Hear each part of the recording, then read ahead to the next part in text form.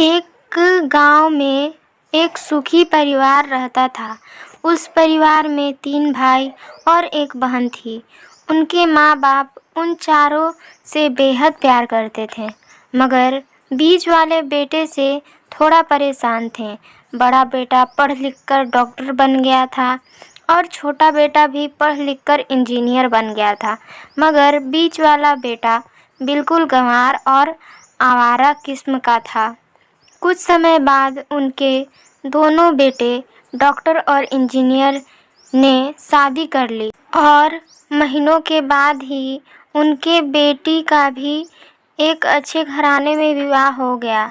बीच वाला बेटा अभी भी कुंवारा ही था। वह अनपढ़ था और कहीं पर मजदूरी का छोटा सा काम करता था। उसको शादी के लिए कोई भी लड़की नहीं मिल रही थी। उसके माँ बाप उससे बहुत परेशान हो चुके थे। अब जब भी उसकी बहन अपने मायके आती तो वह अपनी डॉक्टर और इंजीनियर दोनों भाइयों से मिलती थी, मगर बीच वाले भाई से बहुत कम मिलती थी क्योंकि वह उसे ज़्यादा पैसे नहीं दे पाता था। लेकिन फिर भी वह अपनी बहन से बहुत अधिक प्यार करता था।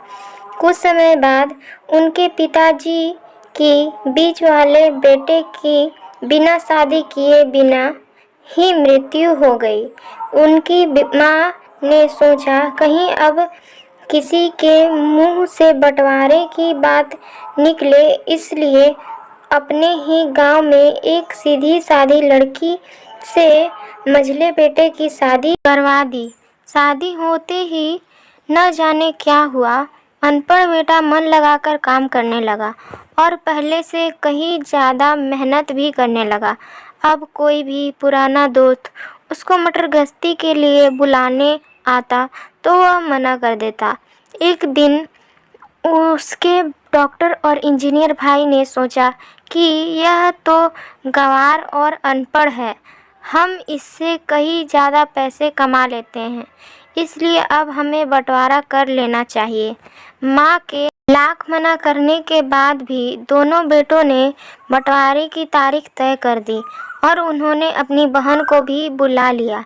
तभी उनका गंवार भाई कहता है कि तुम लोग बंटवारा कर लो, मुझे जो बचे दे देना या न देना, मैं शाम को आकर अंगूठा लगा दूंगा। तभी उसकी बहन कहती है, अरे बेवकूफ़, तू तो हमेशा बेवकूफ़ ही रहेगा। ज़मीन का हिस्सा तो आमने सामने बैठकर होता है। और उसकी माँ भी उसे काम पर जाने से रोकती है।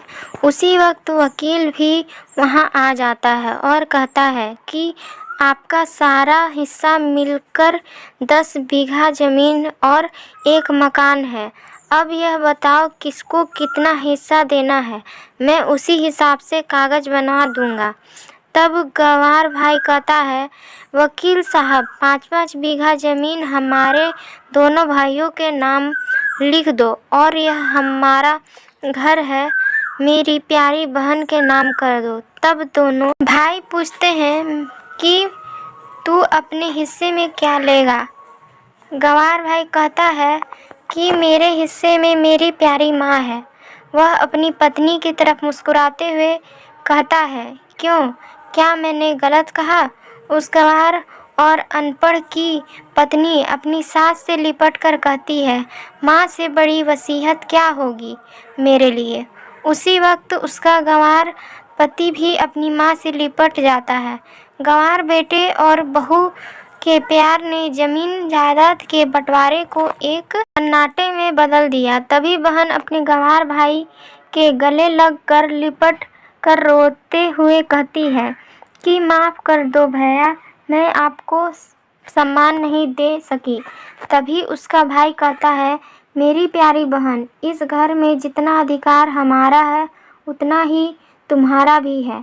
और रही बात बंटवारे की, तो बंटवारा नहीं करने से जीवन खत्म तो नहीं हो जाएगा, क्योंकि कहते हैं हम बंटवारा क्या हम एक साथ मिलकर नहीं रह सकते।